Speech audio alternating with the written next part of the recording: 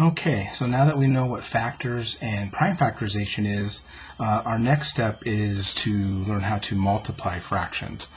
Basically, there's an old rule. If you want to understand why the rule works, hit me up for a Google Meet virtual office hour, and I'll explain why it works. But right now, I just want to show you the definition.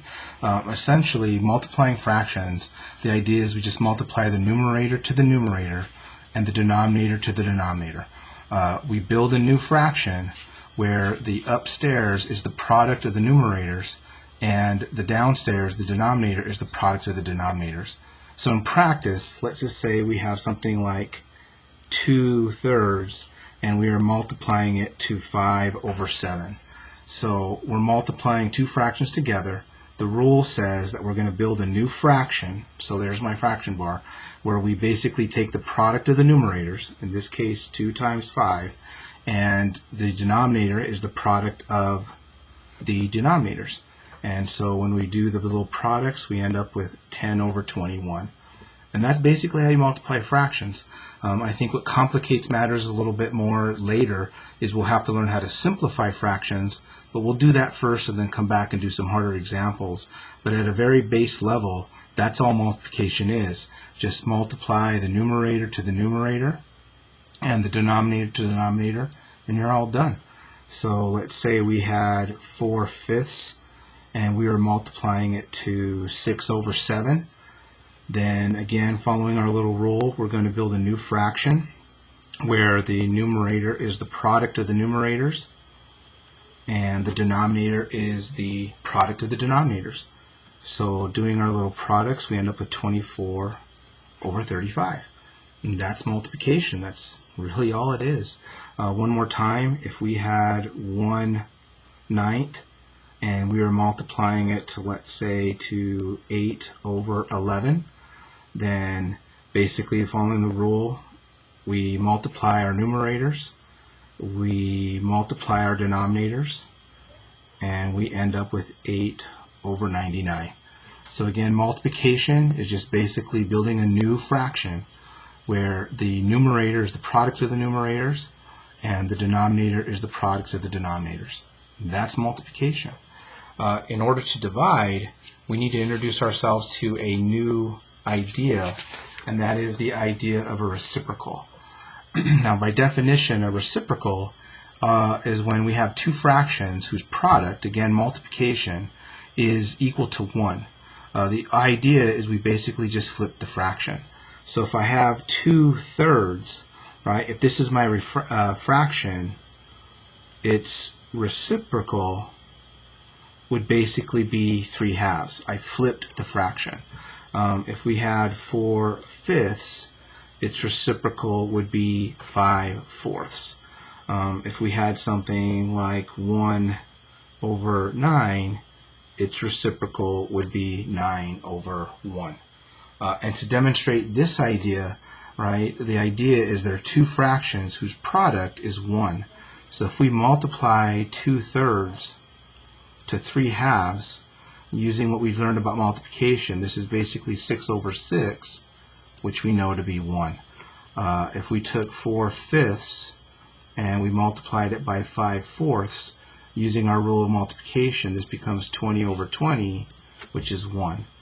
And then if we took 1/9 and multiplied it by 9/1, we get 9/9, which is just 1.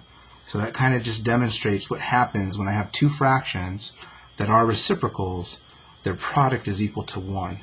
In practice, you just take your fraction and you flip it, right? So 2/3 becomes 3/2, 4/5 becomes 5/4, 1/9 becomes 9/1.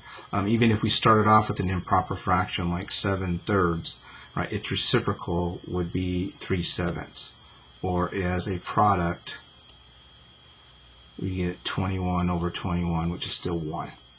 All right, so that's a reciprocal. And why that's important, again, I'm just going to go over the rule of dividing fractions. If you'd like to get a more deeper understanding why the rule works, again, I invite you to hit me up on a Google Meet session and we can talk about it and I'll actually prove it to you. But dividing fractions, the rule essentially is we multiply the first fraction by the reciprocal of the second. So if we had 2/3 and I was dividing it by 5/7, the rule states that I keep the first fraction alone and I multiply by the reciprocal. And now we're back to multiplication, right? So we got 2 times 7 upstairs, 3 times 5 downstairs, so we end up with 14/15. So this division turns into the multiplication of a reciprocal, and then we just follow our multiplication rules and we go from there. If we had 4/5 and I was dividing it by 6/7, then the rule states we'll keep the first fraction alone and we'll multiply by a reciprocal. And of course, following our rules, 4 times 7 is 28 and 5 times 6 is 30. And I'm going to go ahead and stop there. There's actually more we can do with this fraction that I'll revisit later in a module. Right now I just want to demonstrate what it means to multiply, but there's more going on in this fraction, but there's the rule, right? Divide, you multiply by reciprocal, top to top, bottom to bottom. We'll come back and simplify that later. Last but not least, right, if we're dealing with 1/9 and I was dividing it by 8/11, right, the rule says to keep the first fraction alone and you multiply by the reciprocal of the second fraction. Multiplying top to top, bottom to bottom, right, we end up with 11/72. And that's basically your rule for dividing. Again, things get a little more complicated when we have to simplify later. Like I said, I'll come back to that. But again, in quick review of what's going on here, multiplying fractions, it's just as simple as creating a new fraction where we multiply numerators and multiply denominators. So product of the numerator, product of the denominator in all three cases. Terminology, reciprocal is when we basically flip the fraction, or when I take the product of my two fractions, I end up with 1. And of course, multiplication of fractions, or dividing fractions, divide fractions, the rule is we leave the first fraction alone and we multiply by the reciprocal of the second, and then just let our multiplication rules take over. And that should get you started on a lot of different homework problems. More to this as we go on. Like I said, we'll revisit that guy later. But well done. I think we're ready to go talk about simplifying now that it came up. So I'll see you in the next video.